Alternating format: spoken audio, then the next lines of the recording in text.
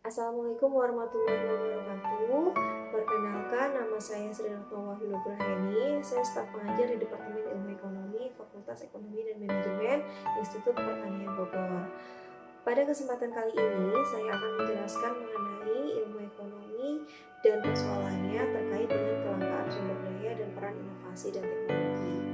Sebelum kita mulai pertemuan kali ini, kita tonton video terlebih dahulu untuk mengetahui secara singkat tentang apa saja yang akan kita pelajari pada pertemuan kali ini.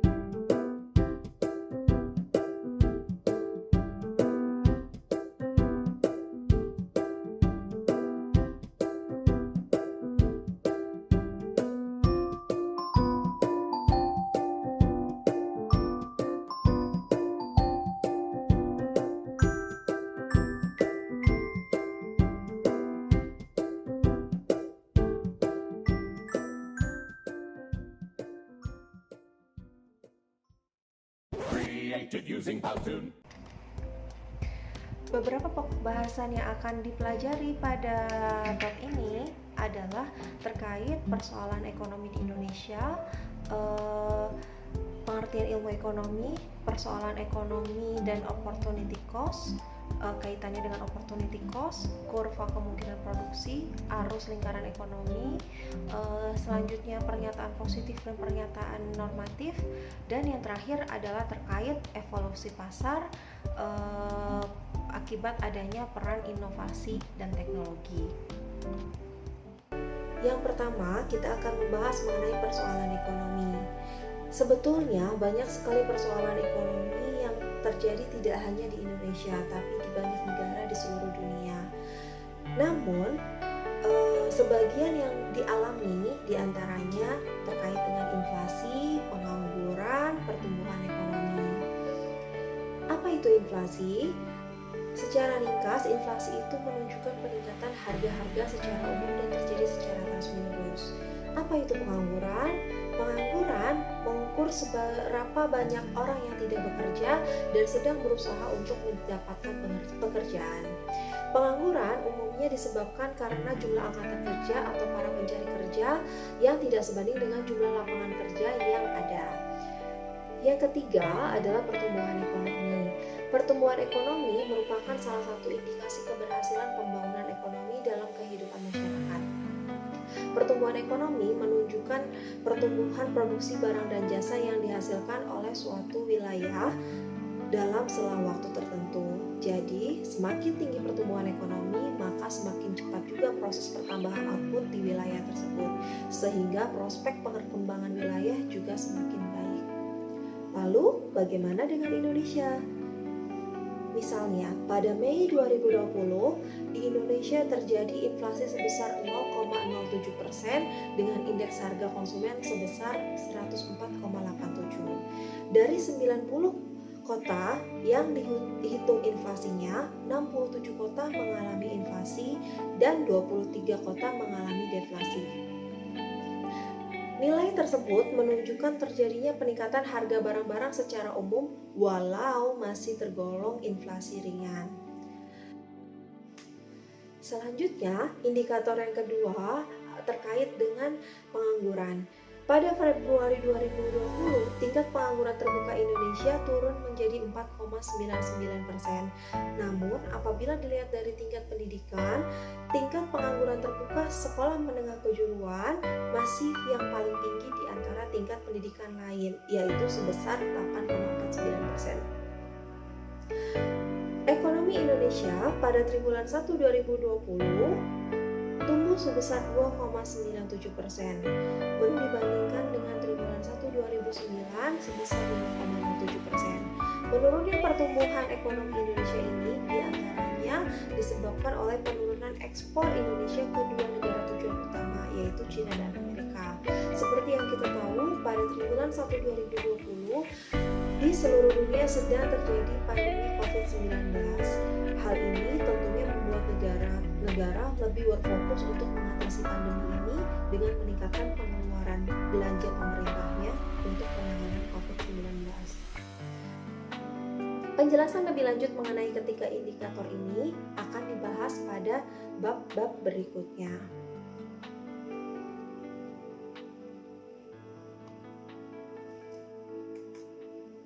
Selanjutnya, kita akan membahas mengenai pengertian dari ilmu ekonomi.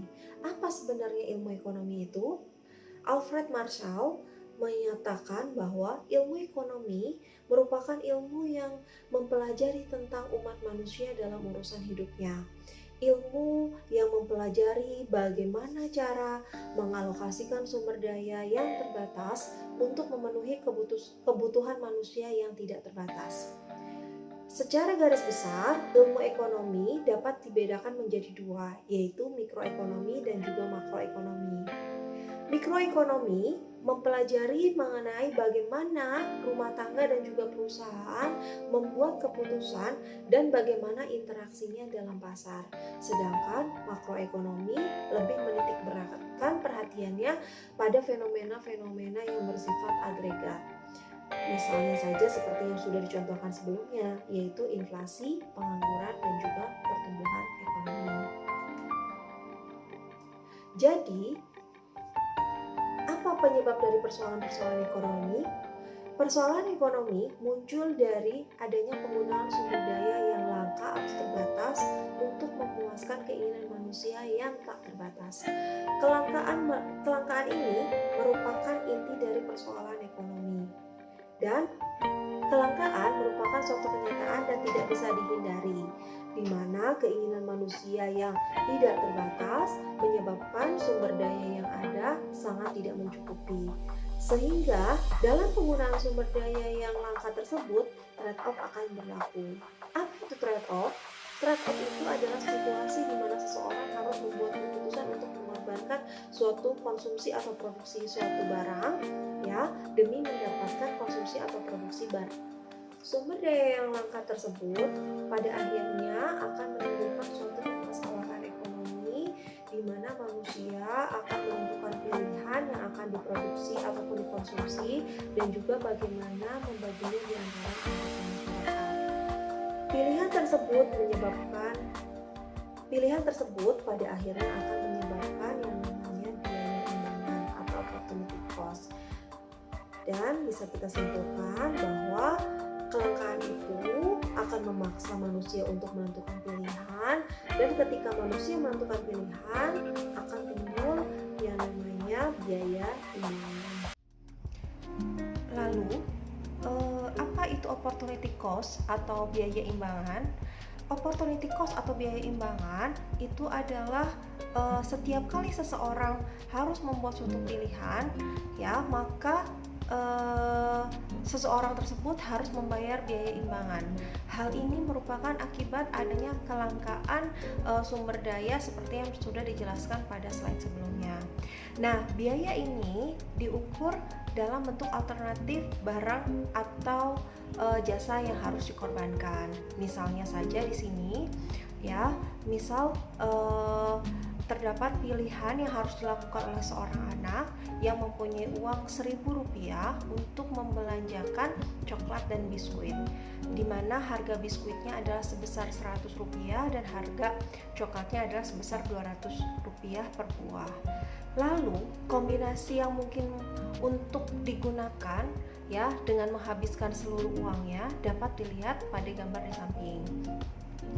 Ketika, ya, jumlah coklat yang dimiliki adalah 1, ya, maka jumlah permen biskuit yang dia konsumsi adalah sebanyak 8. Namun ketika anak ini ingin menambah kembali konsumsi coklatnya, maka konsumsi biskuitnya harus dikurangi, yaitu misal dari 1 ke 2 coklat, ingin 2 coklat yang dikonsumsi, maka jumlah biskuit yang harus dikonsumsi berkurang menjadi 6.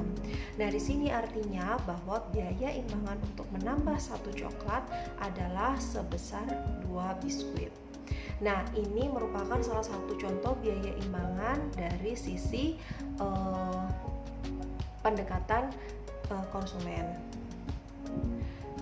Lalu misalnya teman-teman semua sebagai seorang mahasiswa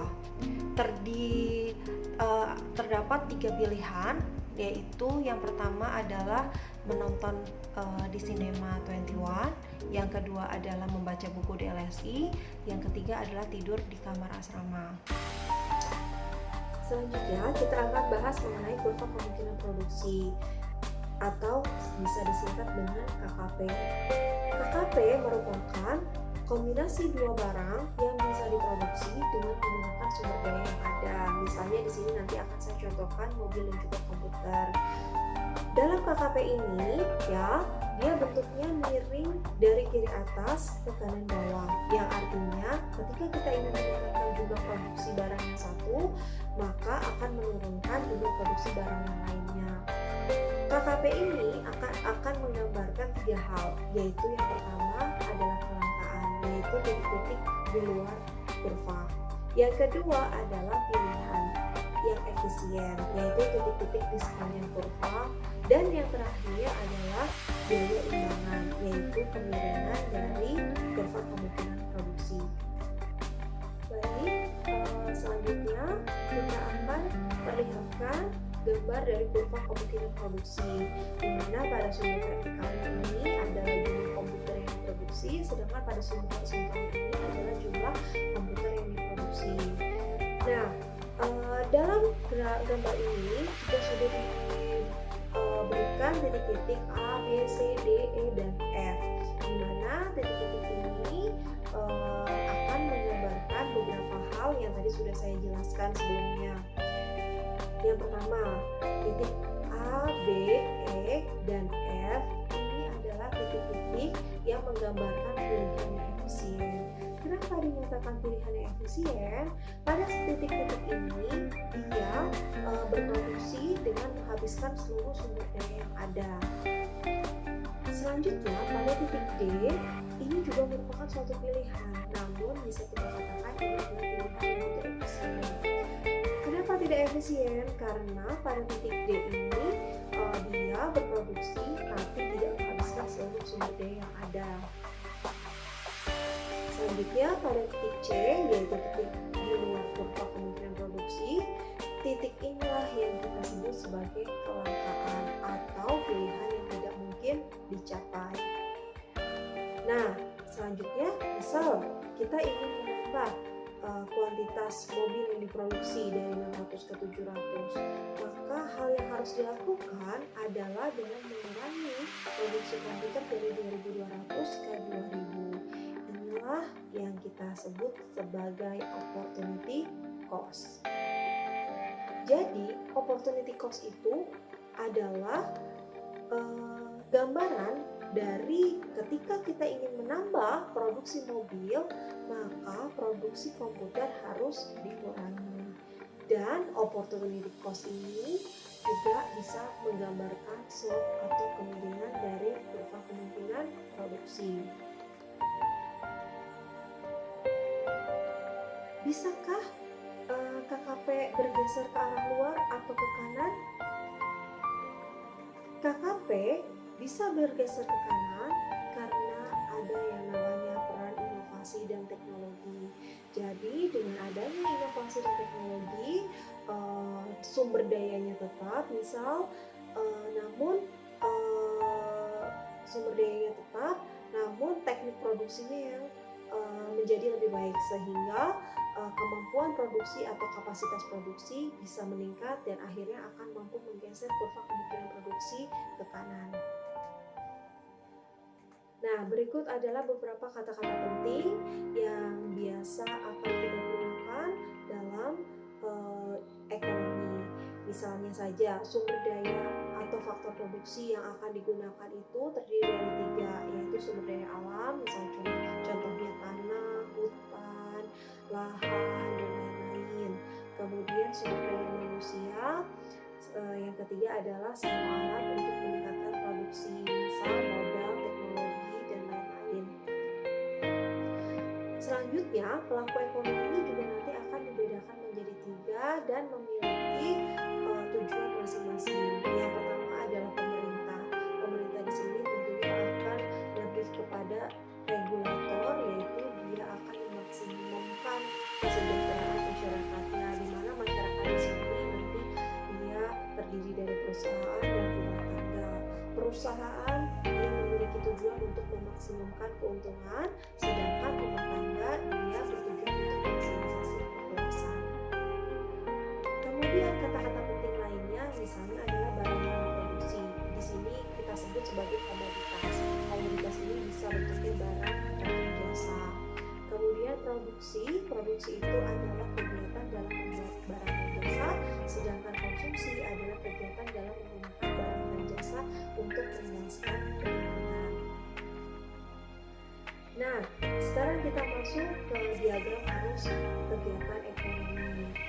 Dalam diagram arus kegiatan ekonomi, ini menggambarkan visualisasi dari model ekonomi, di mana di sini akan ditunjukkan aliran uang di pasar antara rumah tangga, perusahaan, dan juga pemerintah.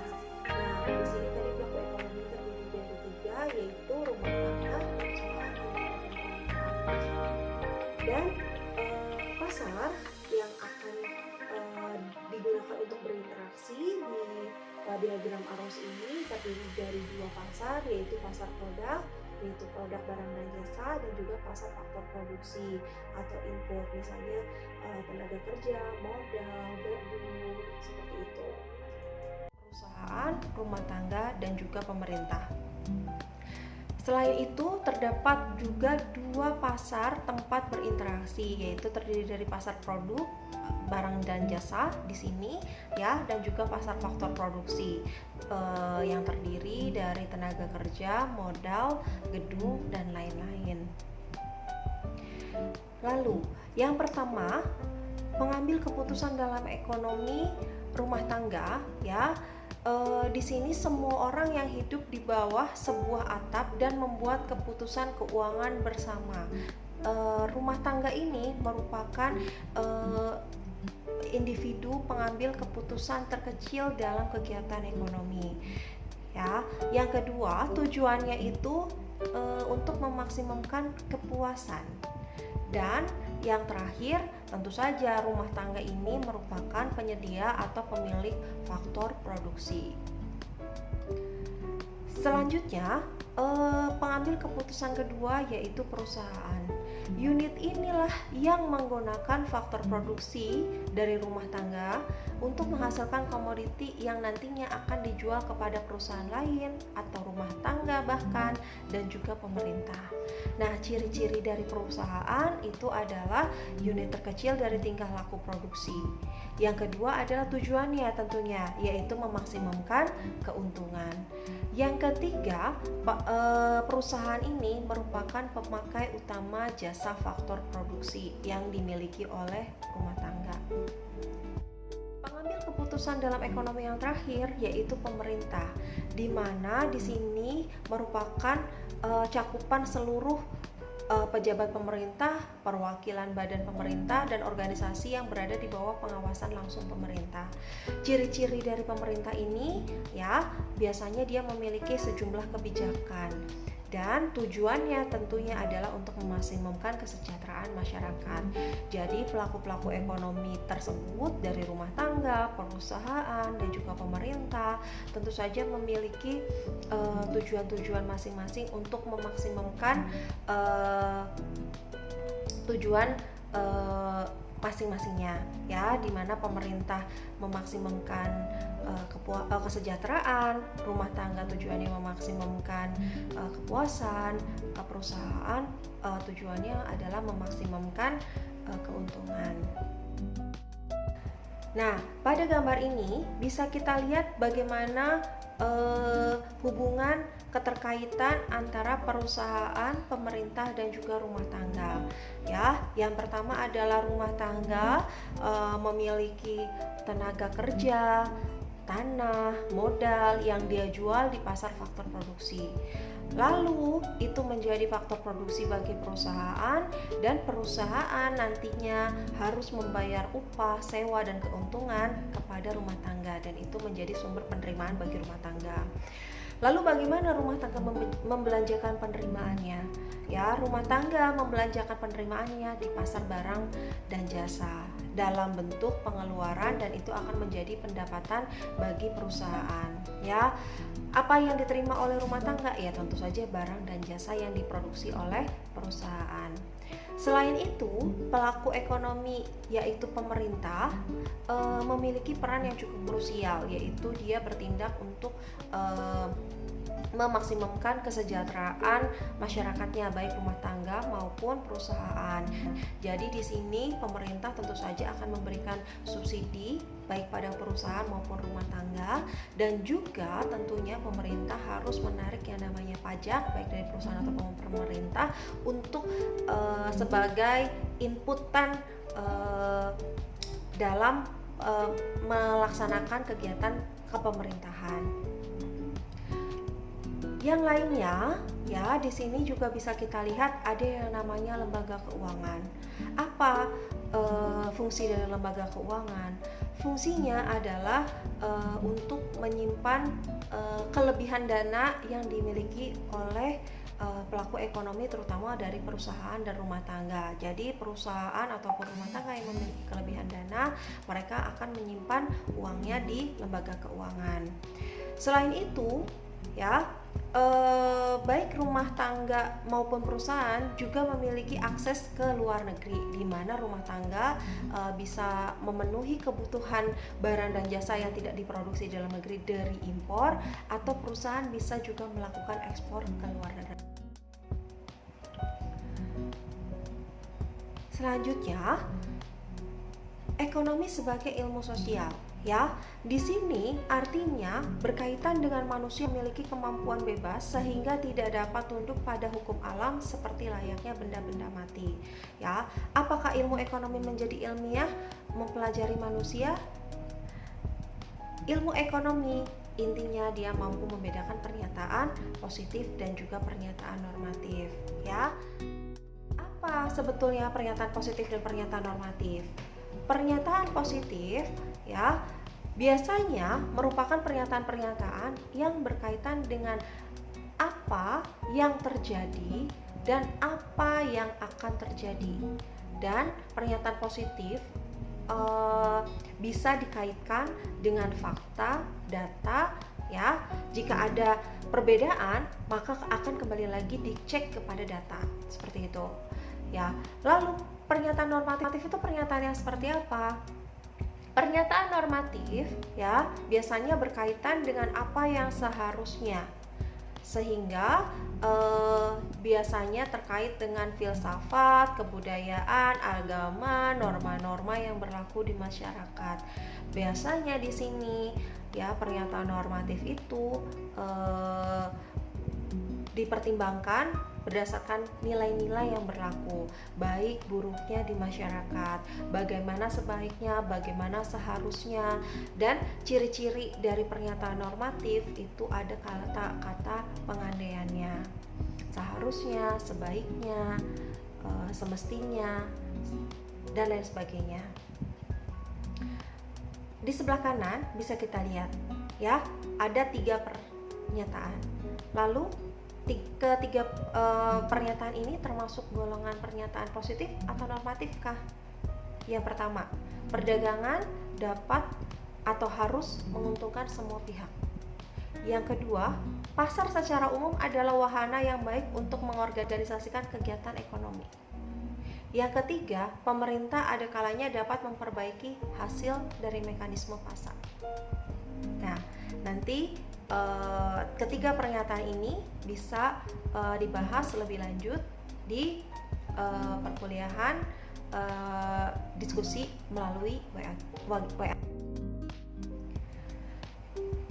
Lalu, pentingnya membedakan pernyataan positif dan normatif itu adalah untuk membantu menjaga pandangan kita mengenai bagaimana kita menginginkan dunia bekerja, terlepas dari pandangan kita mengenai bagaimana kenyataannya dunia bekerja. Jadi kita inginnya seperti apa sih gitu ya. Walaupun pembedaan antara pernyataan positif dan normatif ini berguna, tetapi ini bukan merupakan tujuan akhir dari analisis ilmiah yang disebabkan oleh beberapa alasan. Di antaranya adalah penggolongan ini sebetulnya tidak lengkap karena penggolongan pernyataan positif dan normatif tidak meliputi seluruh pernyataan yang dibuat. Yang kedua, tidak semua pernyataan positif dapat diuji. Tadi kan dinyatakan bahwa pernyataan positif itu terkait dengan fakta atau data, tapi pada kenyataannya tidak semua pernyataan positif itu bisa diuji. Yang ketiga, pembedaan ini tidak dapat dipakai dengan tetap.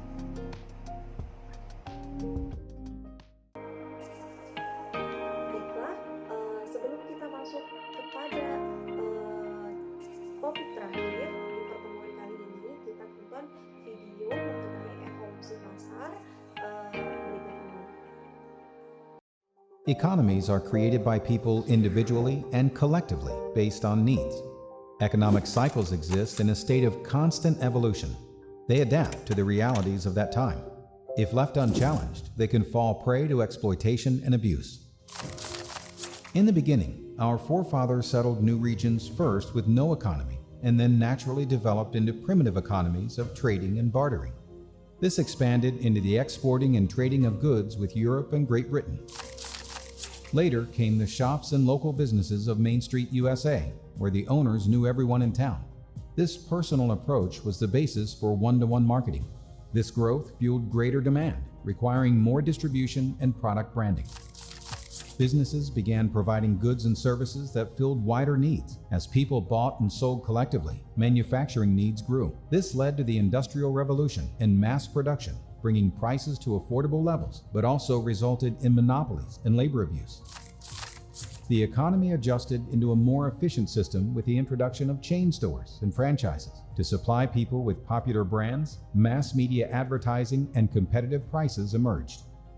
Over time, these businesses were overpowered by conglomerates and public companies. Big box stores and one-stop shopping emerged and took over the market share. With these massive corporations, consumerism became increasingly impersonal. Soon, globalization transformed the supply chain, the cost of which was passed on to the customer. As this economic way of life became the status quo, customer identity totally faded into the background. The personalization of the previous Main Street era disappeared, and individuals became lost as a faceless number. Then, the dawn of the digital age and the emergence of e-commerce and online shopping transformed the landscape. Mass marketing and brick-and-mortar businesses pushed back, collaborating with the financial markets to resist changes in the economy. As a result, the previous economic mass marketing model with inherent large margins and unnecessary cost of the model were exposed. As e-commerce emerged, it began to proliferate, Online shopping and digital marketing began to rapidly shift the economic paradigm. Internet discounting, aggregation sites, and auctions became prominent. Innovation gained momentum, and there was a mass migration toward internet marketing and online shopping. As internet marketing and online shopping evolved, the consumer became both buyer and seller in this new economic transformation. With the right leverage and system, it's possible for an individual consumer to use both their buying and selling power to change the economic landscape as we know it. Enter the shopping annuity. By converting spending into earning, the shopping annuity lowers prices as well as the cost of shopping and provides ongoing income for those who participate as unfranchised owners. With one-to-one marketing, e-commerce, a universal shopping cart, a referral tracking system, and the power of people, our economic future is now back where it belongs, in the hands of the consumer. What was impossible in the past is now possible. To learn more about converting your spending into earning and the shopping annuity, please contact the person who shared this video.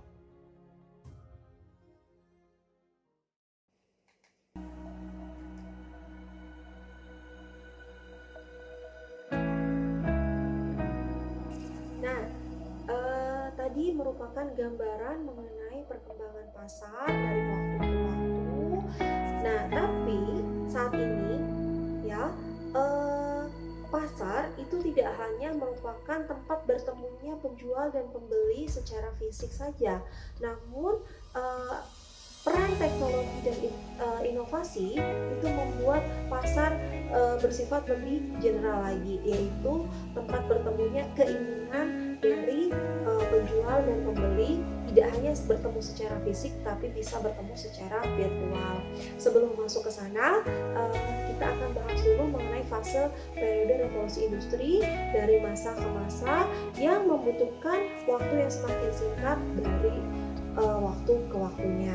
Misalnya saja pada industri 1.0 di sini lebih kepada mekanisasi, ya. Misalnya saja penemuan mesin uap, mendorong munculnya kapal uap, kereta uap, dan lain-lain. Revolusi industri 1.0 ini dimulai tahun 1784. Yang selanjutnya revolusi industri 2.0 dimulai tahun 1870, dia lebih kepada masifikasi, yaitu produksi yang bersifat lebih masif. Nah, di sini pada industri 2.0 terjadi penemuan listrik dan assembly line yang meningkatkan produksi barang dan jasa. Selanjutnya, pada industri 3.0 dimulai tahun 1969, di sini sudah mulai ada yang namanya otomatisasi, ya. Teknologi informasi berkembang sangat pesat dan sudah adanya komersialisasi dari personal komputer, misal seperti itu. Yang terakhir, yang saat ini masih sedang terjadi dan di Indonesia juga sedang mulai untuk digiatkan, ya, adalah industri 4.0. Nah, pada industri 4.0 ini sudah tidak berbicara mengenai otomatisasi lagi, tapi sudah kepada digitalisasi, yaitu kegiatan manufaktur terintegrasi melalui penggunaan teknologi wireless dan juga big data secara masif. Nah, selanjutnya, bagaimana sih peran inovasi dan teknologi pada wajah kegiatan ekonomi dunia saat ini? Saat ini, ya, berbagai macam kebutuhan manusia telah banyak menerapkan dukungan internet dan dunia digital sebagai wahana interaksi dan transaksi. Misalnya saja, kalau misalnya kita ingin berbelanja, kita cukup di rumah saja, kita pesan melalui handphone, kemudian kita bayar dengan internet banking, barang sudah bisa kita terima. Tidak seperti dulu yang ketika kita ingin menginginkan barang, kita harus pergi ke pasar, baru kita bayar di pasar, melakukan transaksi di pasar, baru pasar fisik, ya, maksud saya adalah pasar fisik, baru kita bisa mendapatkan barang. Tapi pada saat sekarang kita hanya duduk di rumah saja, memesan lewat handphone, bayar lewat internet banking, barang sudah bisa kita terima, seperti itu. Nah, beberapa contoh wajah kegiatan ekonomi dunia saat ini misalnya saja adalah sharing ekonomi, e-education, e-government, cloud kolaboratif, misalnya Google Drive, Dropbox. Kita bisa bekerja di tempat yang berbeda namun bisa saling bertukar file, misal seperti itu. Marketplace, seperti yang tadi sudah saya jelaskan. Kemudian smart manufacturing, online health services, smart city, dan smart appliances, seperti itu. Kesimpulannya apa yang bisa kita ambil dari bab 1 ini?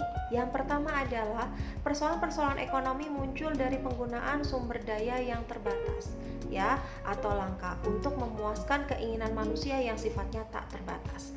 Sehingga dalam kenyataannya manusia akan melakukan pilihan dan muncullah yang namanya biaya imbangan atau opportunity cost. Ilmu ekonomi terbagi menjadi dua, yaitu mikroekonomi dan juga makroekonomi. Opportunity cost tadi memiliki pengertian bahwa setiap membuat suatu pilihan akibat adanya kelangkaan, maka seseorang harus membayar biaya imbangan yang diukur dalam bentuk alternatif yang harus dikorbankan.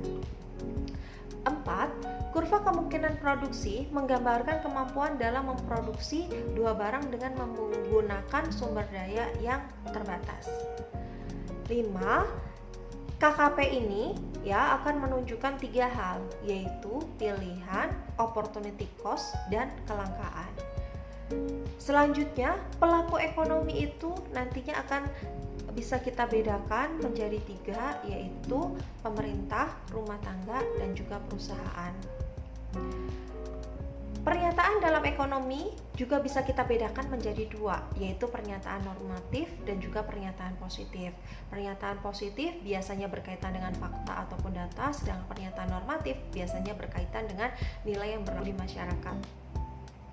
Dan kesimpulan yang terakhir di bab 1 ini adalah peran inovasi dan teknologi yang sangat krusial dalam berbagai macam kebutuhan manusia, sehingga sarana interaksi dan transaksi dalam wajah ekonomi saat ini.